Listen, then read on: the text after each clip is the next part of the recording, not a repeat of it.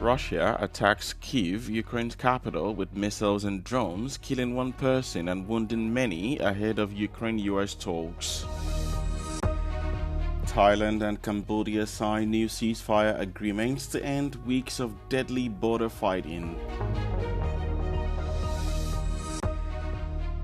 China imposes sanctions on US defense firms over a Taiwan arms deal. Ukraine's capital, Kyiv, has come under a massive Russian attack with missiles and drones on Saturday, killing one person and wounding scores of people. Authorities in the city reported at least 22 people were injured during the attack, including 2 children. According to Ukraine's emergency service, the attacks hit industrial and residential targets across several districts in Kyiv. Local reports said drones and falling debris slammed into apartment blocks across the city, igniting fires and cutting off heat for more than 4,000 residential buildings, a third of the capital. The latest attack comes as Ukrainian President Volodymyr Zelensky prepares to meet with US President Donald Trump in Florida on Sunday amid ongoing efforts to end Russia's nearly 4-year full-scale invasion of Ukraine. Zelensky on Saturday condemned the attack, saying Russian representatives owed long talks, but in reality launched the Kinzhal and Shahed drones, which speak for them. Thailand and Cambodia have signed a ceasefire agreement on Saturday to end weeks of armed combat along their border over competing territorial claims.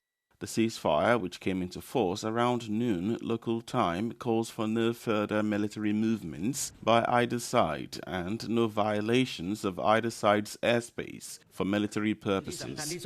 The December clashes, which have seen Thailand launch airstrikes along the border as recently as Saturday morning, are the most serious since a previous ceasefire was agreed in July.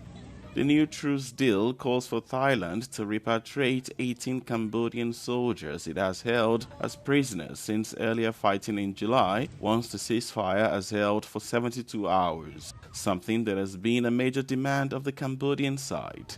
That first bout of fighting over 5 days saw at least 48 people killed before US President Donald Trump, with the help of Malaysia, negotiated a ceasefire. The simmering tensions, which date back more than a century, have resulted in soldiers and civilians killed on both sides.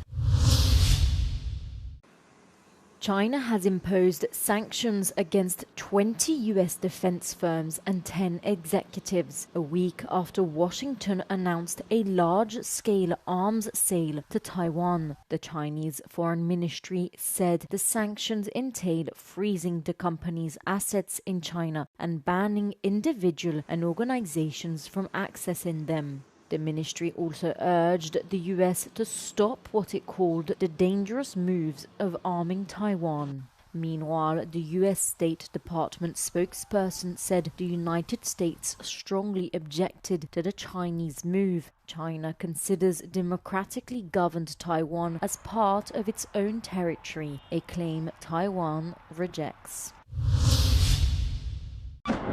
The United States has launched airstrikes targeting militants affiliated with the Islamic State in northwestern Nigeria. A video from the Sokoto state filmed on Thursday shows locals holding metal debris which appears to be part of a projectile.